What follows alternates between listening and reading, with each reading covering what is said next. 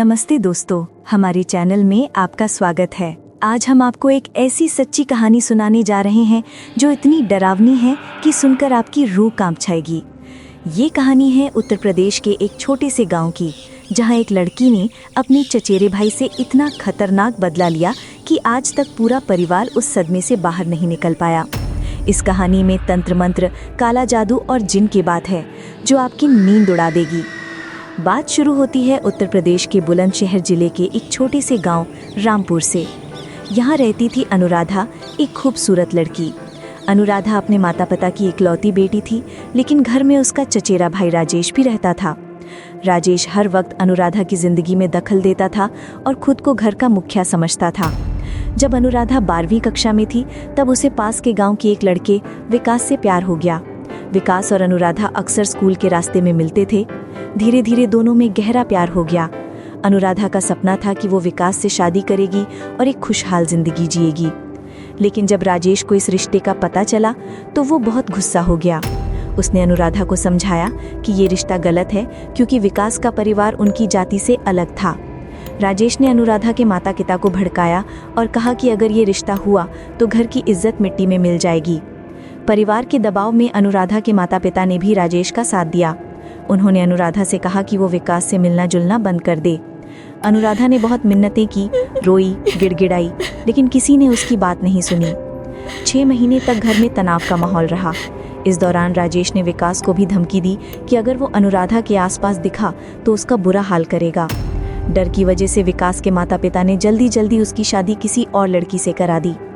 जब अनुराधा को विकास की शादी की खबर मिली तो उसकी दुनिया उजड़ गई। उसे ऐसा लगा जैसे किसी ने उसके सीने में छुरा घोंप दिया हो। वो दिन रात रोती रहती और राजेश को कोसती रहती। विकास की शादी के बाद अनुराधा ने सोचा कि वो अपने दुख को भुलाकर पढ़ाई पर ध्यान देगी।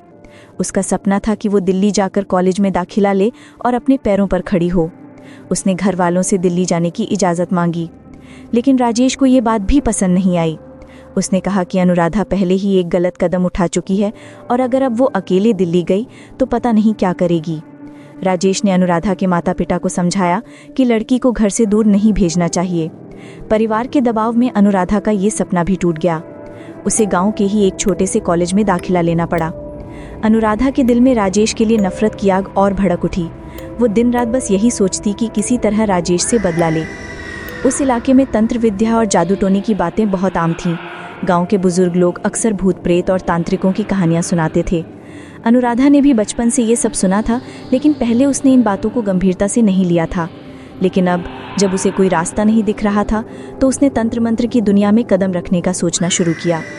गांव से कुछ दूर एक बूढ़ी औरत रहती थी जिसे लोग काली माई कहते थे।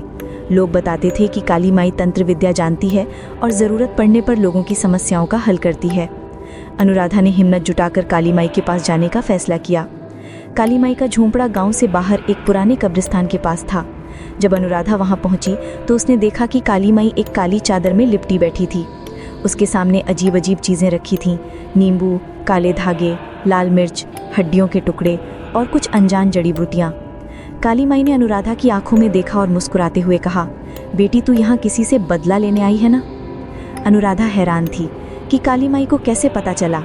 काली माई ने बताया कि तंत्र विद्या में ऐसी शक्तियां हैं जो किसी को भी मानसिक और शारीरिक रूप से तबाह कर सकती हैं। उसने कहा कि जिन जैसी अदृश्य शक्तियों को काबू करके किसी के ऊपर छोड़ा जा सकता है। काली माई ने अनुराधा को बताया कि बदला लेने के लिए उसे अमावस्या की रात का इंतजार करना होगा। उसने कहा कि अनुराधा को राजेश के बाल या नाखून का टुकड़ा लाना होगा। 2 हफ्ते बाद अमावस्या की रात आई। अनुराधा ने राजेश के बाल चुराकर काली माई को दे दिए। उस रात काली माई ने अनुराधा को एक खौफनाक रस्म में शामिल किया। कब्रिस्तान के बीच में काली माई ने काली मिट्टी से एक गोल वृत्त बनाया। उस वृत्त के अंदर राजेश के बाल के साथ एक काली गुड़िया रखी। काली माई ने कुछ अजीब मंत्र पढ़े जिनकी भाषा अनुराधा को समझ नहीं आई।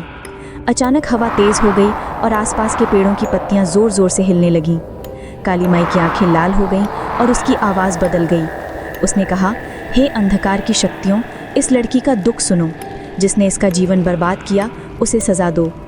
काली माई ने राजेश की गुड़िया में सुई चुभोते हुए कहा, एक शक्तिशाली जिन इस परिवार को तब तक परेशान करेगा जब तक ये अपने किए की सज़ा नहीं भुगत लेता। रस्म के दौरान अनुराधा को लगा कि हवा में कोई अदृश्य शक्ति मौजूद है।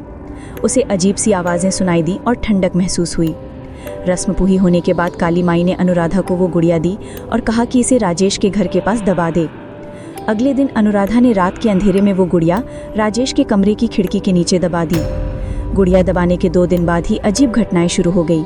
राजेश की पत्नी सुषमा को अजीब सपने आने लगे। वो रात में चिल्लाते हुए उठती और कहती कि कोई काली छाया उसका पीछा कर रही है। दिन में भी उसे लगता कि कोई उसे घूर रहा है, लेकिन जब वो पीछे मुड़कर देखती तो कोई नहीं होता। 1 हफ्ते बाद सुषमा के साथ और भी अजीब चीजें होने लगी। वो अचानक डर जाती और कोने में जाकर छुप जाती। कभी कभी वो घंटों शीशे में अपना चेहरा देखती और कहती कि शीशे में कोई और दिख रहा है। धीरे धीरे सुषमा की हालत और खराब होने लगी। उसने खाना पीना छोड़ दिया और लगातार बड़बड़ाती रहती।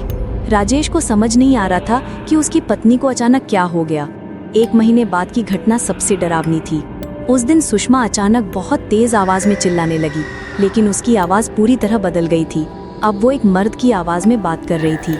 घर वाले दौड़े गए और देखा कि सुषमा की आंखें पूरी तरह सफेद हो गई हैं और उसकी गर्दन अजीब तरह से मुड़ रही है। वो डरावनी आवाज में कह रही थी, मैं यहाँ राजेश से बदला लेने आया हूँ। उसने एक मासूम लड़की का जीवन बर्बाद किया है। ये सुनकर सबके रोंगटे खड़े हो गए। सुषमा कभी अपनी आवाज में बोलती तो कभी उस भयानक आवाज में। वो कहती कि जब भी वो शीशे में देखती है उसे एक काले साए का चेहरा दिखता है। राजेश को समझ आ गया कि ये कोई आम बीमारी नहीं है। वो तुरंत गांव के पंडित जी के पास गया। पंडित जी ने बताया कि ये जिन का प्रकोप है और किसी ने तंत्र विद्या का इस्तेमाल करके इसे उनके घर पर छोड़ा है। अब सुषमा की हालत दिन ब दिन और खराब होती गई। वो दिन में तो सामान्य रहती, लेकिन रात होते ही उसका व्यवहार पूरी तरह बदल जाता। वो अजीब अजीब हरकतें करने लगती। कभी छत पर चढ़ जाती तो कभी कुएं के पास जाकर खड़ी हो जाती। एक रात वो रसोई से चाकू लेकर राजेश के पीछे दौड़ी और बोली, आज मैं तेरा काम तमाम कर दूंगा। घर वालों ने किसी तरह उससे चाकू छीना। सबसे डरावनी बात ये थी कि जब सुषमा के अंदर जिन्न आता तो उसमें इतनी ताकत आ जाती कि 5-6 लोग मिलकर भी उसे काबू नहीं कर पाते। वो लोगों को उठाकर फेंक देती। अनुराधा का व्यवहार भी अब अजीब हो गया था। वो अक्सर रात में घर से गायब हो जाती। उसके कपड़ों में मिट्टी लगी रहती और उसकी आंखों में एक अजीब चमक थी। वो कच्चा मांस खाने लगी थी और शराब भी पीने लगी थी। एक दिन राजेश ने अनुराधा से सख्ती से पूछताछ की। पहले तो अनुराधा ने मना किया, लेकिन जब बहुत दबाव डाला गया तो उसने सब कुछ कबूल कर लिया। अनुराधा ने गुस्से में कहा, हाँ मैंने ये सब किया है। तुमने मेरी जिंदगी बर्बाद की तो अब मैं तुम्हारी जिंदगी बर्बाद करूंगी। मैंने एक शक्तिशाली जिन्न को तुम्हारे घर पर छोड़ा है। अनुराधा के कबूल करने के बाद भी कुछ नहीं बदला, बल्कि जिन्न का प्रकोप और बढ़ गया। अब वो सिर्फ सुषमा को ही नहीं, पूरे घर को परेशान करने लगा। रात में दरवाजे अपने आप खुलते बंद होते, बर्तन गिरते रहते। राजेश की तबीयत भी खराब रहने लगी। उसे लगातार बुखार रहता और वो कमजोर होता जा रहा था। गांव के लोग भी अब उस घर से दूरी बनाने लगे। कोई भी वहां जाना नहीं चाहता था। राजेश ने दूर दूर से तांत्रिक बुलाए। कई लोगों ने जिन को भगाने की कोशिश की, लेकिन वो और भी ताकतवर होता गया। कुछ तांत्रिक तो घर में घुसते ही अपने बैग उठाकर भाग गए। एक बार एक मशहूर तांत्रिक आया। उसने जैसे ही अपनी रस्म शुरू की, सुषमा उठी और उसका गला दबाने लगी। तांत्रिक का दम घुटने लगा। होश आने के बाद वो भी भाग गया। समय बीतता गया और हालत और भयानक होते गए। अब जिन का असर पूरे घर पर था। कभी कभी राजेश को भी अजीब अनुभव होने लगे। सुषमा की हालत इतनी खराब हो गई कि वो दिन रात बस बड़बड़ाती रहती। कभी कभी वो खुद को नुकसान पहुंचाने की कोशिश करती। एक दिन जिन ने राजेश को आखिरी चेतावनी दी। उसने कहा, अब मेरा धैर्य खत्म हो गया है। मैं तुम्हारे पूरे परिवार का सफाया कर दूंगा। उस रात सुषमा अचानक उठी और राजेश की तरफ बढ़ी। उसकी आंखें पूरी तरह लाल थीं। वो राजेश का गला दबाने लगी। घर वाले दौड़े आए, लेकिन सुषमा में इतनी ताकत थी कि 10 लोग भी उसे नहीं हटा सके। आज उस घटना को 15 साल हो गए हैं। राजेश का परिवार उस घर को छोड़कर दिल्ली चला गया, लेकिन सुषमा वहीं अकेली रह गई। गांव के लोग कहते हैं कि आज भी उस घर से रात में अजीब आवाजें आती हैं। राजेश की आर्थिक हालत बर्बाद हो चुकी है। वो दिल्ली में मजदूरी करके गुजारा करता है। उसकी सेहत भी लगातार खराब रहती है। अनुराधा का क्या हुआ ये किसी को नहीं पता।